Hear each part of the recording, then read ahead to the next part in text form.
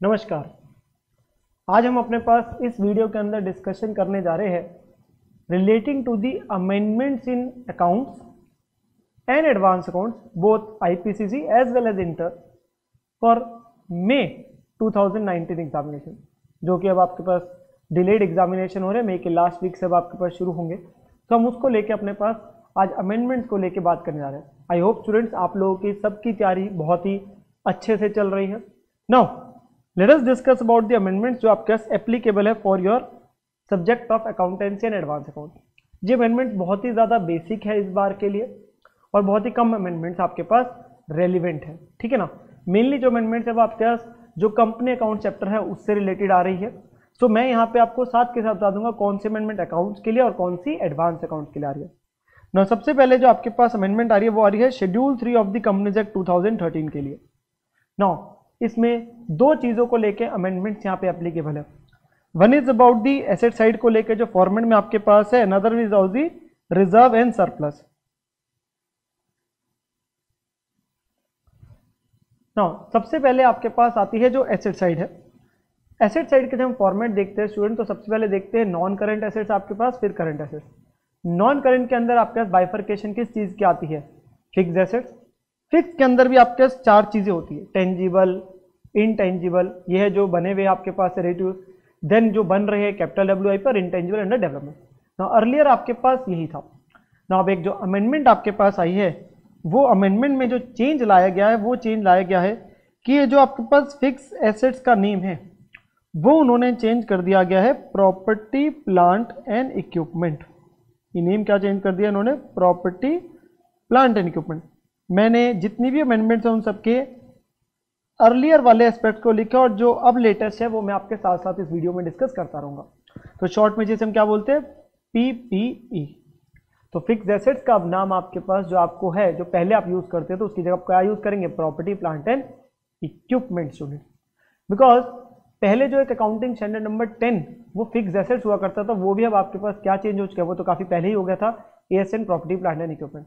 मैं एक छोटी सी चीज जो यहाँ पे समझने वाली आती है कि अमेंडमेंट लेके तो आए हैं पर यहाँ पे अमेंडमेंट में थोड़ी सी करेक्टनेस जो है वो गलत हो गया। वो क्या चीज़ है वो भी हम डिस्कस कर लेते हैं यहाँ पे।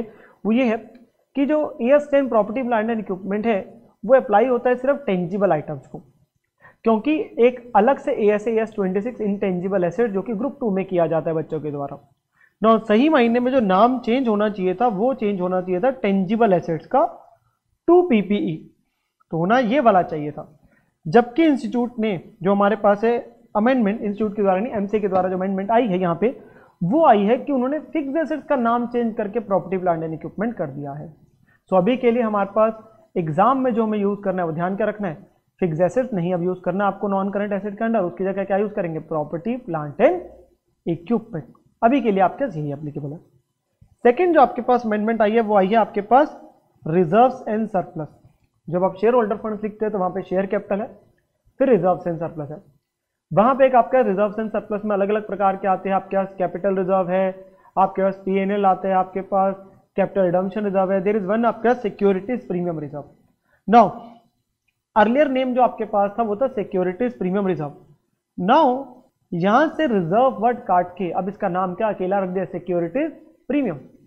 तो मोस्टली तो हम स्टूडेंट्स अपने पास सिक्योरिटीज प्रीमियम यूज करते हैं, बट शेड्यूल 3 के अंदर वैसे पहले वर्ड था securities premium reserve. Now this has been done to make compliance with section 52 of the Companies Act. वो section 52 of the Companies Act 2013 is about the securities premium. Now Companies Act के अंदर word use था section 52 of the Companies Act जो बोलता था securities premium. Schedule 3 word use करता था securities premium reserve. तो कहीं ना कहीं देयर कैन बी कंफ्यूजन, तो उस कंफ्यूजन को हटा के अभी के लिए उन्होंने नाम रख दिया सिक्योरिटीज प्रीमियम। तो हर जगह सिक्योरिटीज प्रीमियम यूज किया जाएगा।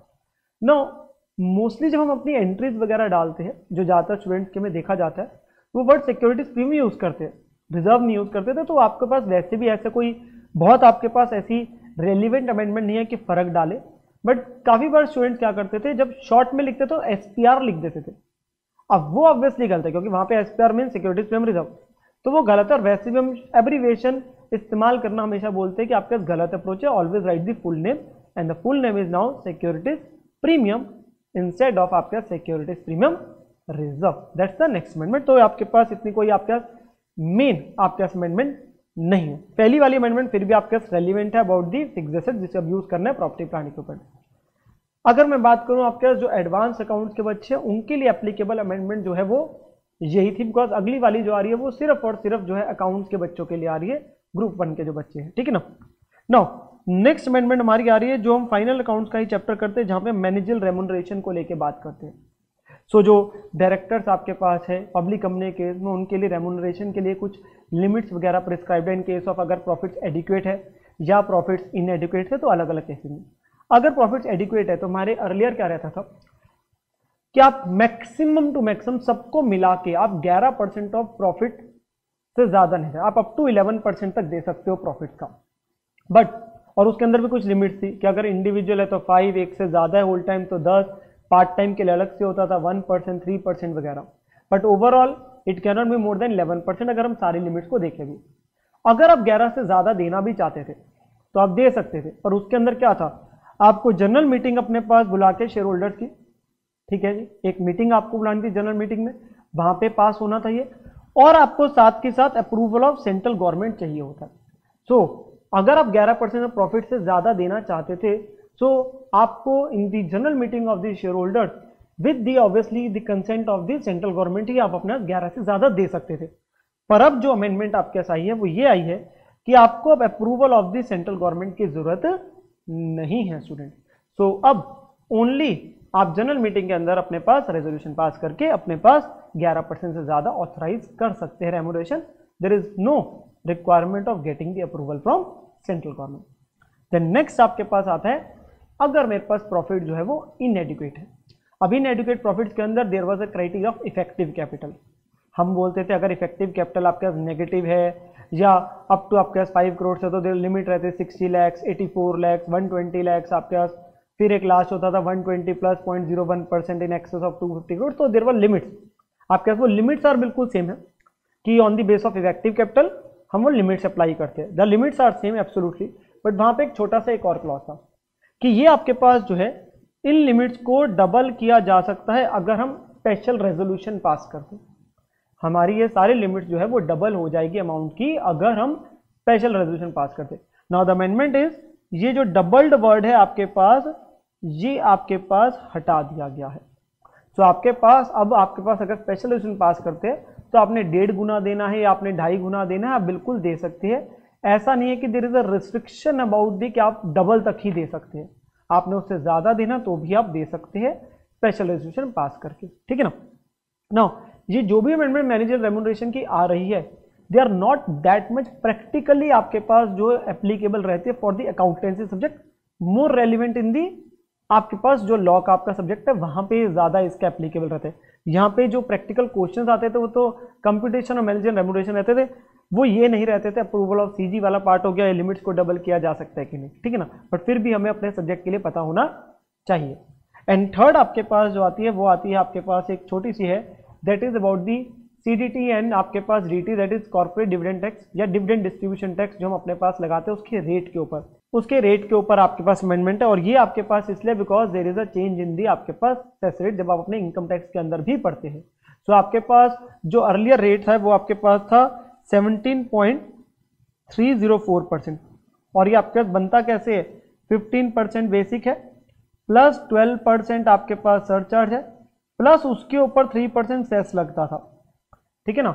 बट अब आपके पास जो सेस का रेट है वो कितना हो गया है स्टूडेंट, वो आपके पास हो गया है 4%। तो जिससे कि आपके पास ये जो रेट बन चुका है वो आपके पास बन चुका है 17.472%। तो अभी जो आपके पास एग्जाम्स में आपको अप्लाई करना है, अगर आपका फाइनल अकाउंट का क्वेश्चन आता है और वहां पे आपको डिविडेंड के बाद सीईटी कंप्यूट करना पड़ता है तो हम कैसे निकालेंगे 17.472% लगा के, बिकॉज आपका जो सेस का रेट है वो 4% हो गया। तो वो 15 में 12% ऐड होता तो 16.8 बनता था, 16.8% में 3% ऐड करते तो पहले बनता था 17.304। अब वो 16.8 के अंदर 4% ऐड करेंगे तो आपके पास बन जाएगा 17.472%। नाउ अ स्मॉल आपके पास इससे रिलेटेड हम इलस्ट्रेशन भी डिस्कस कर लेते कि आपके पास हम निकालते कैसे। लेट्स से कैपिटल जो कंपनी की है वो है 50 लाख रुपीस और डिविडेंड डिक्लेयर किया 10%। तो हम अपने पास कैसे निकालते जी, डिविडेंड निकलता है 50 लाख का 10% कैपिटल के ऊपर लगना है तो आपके पास डिविडेंड तो बन गया 5 लाख जो डिविडेंड पेबल है। सीटी कैसे निकाला जाता है? सीटी निकाला जाता है, पहले हम सीधा 5 लाख के ऊपर नहीं करते, हम पहले क्या करते हैं इसकी ग्रॉसिंग। तो आपके पास ग्रॉसिंग जब करेंगे तो इट विल बी 100/85, वो बेस रेट को लेके आपके पास अकाउंटेंसी के अंदर हम करते हैं। तो 5 लाख इंटू 100/85 करेंगे, उसके ऊपर हम रेट लगाएंगे 17.472% जी। तो उसके साथ आपके पास आंसर निकाला जाएगा एज दी आपके पास लाइबिलिटी ऑफ सीटी। तो दो इफेक्ट्स हमारे पास आए थे, one is profit will be reduce and second वाल भी आपके पास ये अदर करंट लाइबिलिटीज में दिखा दिया जाता है, डिविडेंड पेबल और सीटी पेबल। सो आपके पास जो रेलिवेंट पोर्शन याद रखने वाला कि हमारा जो सीटी का रेट है वो आपके पास कितना कर दिया 17.472% because of the change in the वो भी सेस रेट जी, ठीक है ना। इसके अलावा अलग से कोई अमेंडमेंट्स नहीं है स्टूडेंट्स इन द अकाउंट्स और इन द एडवांस अकाउंट्स। अगर मैं सब्जेक्ट बात करूं, इवन कई बार बच्चों को ये रहता है सर एडवांस अकाउंट में सीआरआर एसएलआर का रेट क्या है, तो सीआरआर इज 4 ही है जी बिल्कुल, और एसएलआर भी 19.5% ही है जो पिछली बार एप्लीकेबल था। सो इस बार के लिए तो आपके पास यही अलग से अमेंडमेंट्स है ड्यूरिंग जो लास्ट 6 मंथ्स के अंदर आपके पास एप्लीकेबल हो रही है फॉर दी जो एग्जामिनेशन अभी हमारे पास आने वाला है, ठीक है ना।